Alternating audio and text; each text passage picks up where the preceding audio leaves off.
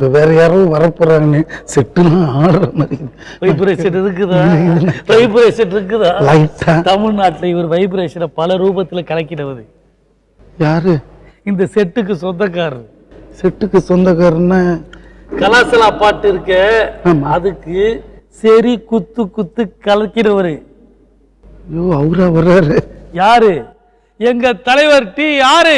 My dear darling உன்னை மல்லிகா கூப்பிடுறா. எங்க இருக்க ஒத்தி தான் வந்திருக்க.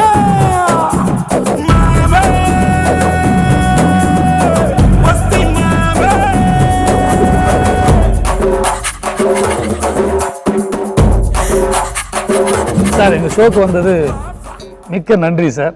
இதெல்லாம் நன்றி சொல்லி பிரிக்காதீங்க.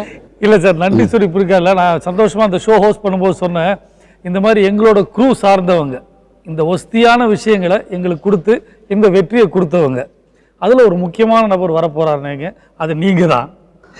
ஏன்னா செட்டுக்கு இல்லை சார், இந்த செட்டுக்கு வந்ததுலேருந்து இவர் கேட்டுட்டு இருந்தார், அந்த கலாசலா சாங் எப்போ, கலாசலா சாங் எப்போ. வேற ஏதாவது கேள்வி சார்?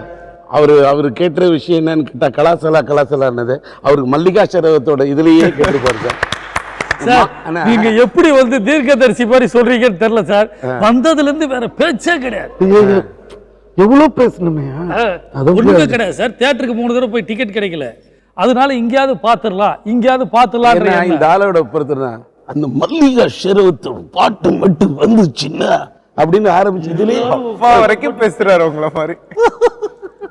எனக்கு இந்த படத்துல வந்து நீங்க பாட வச்சது, நீங்க பாடினது மிகப்பெரிய சந்தோஷம், நன்றி. அதே மாதிரி உங்க கூட எல்லாரும் ஈஸ்வரியம்மா, ஏன்னா கிளப்பு டான்ஸுக்கே கிளப்பு சாங்ஸுக்கே பேர் போனவங்க. இந்த 50வது ஆண்டுல அவங்க தெருவில் நீங்க 2 பேரும் இணைந்து பாடினது. இதுக்கு மேல சோனு சூத் ஒரு வில்லன் வேற இந்த படத்துல ஆடி இருக்காரு. அந்த வில்லன் பாடி டான்ஸ் ஆகி முடிக்கும் போது உங்களோட குரல் என்ட்ரிக்கே தியேட்டர் அதிருது. அதுக்கப்புறம் தான் தங்க என்ட்ரி. உங்க குரல் ஜெண்டு பாம் எங்க இருக்கா அதான் செதறு.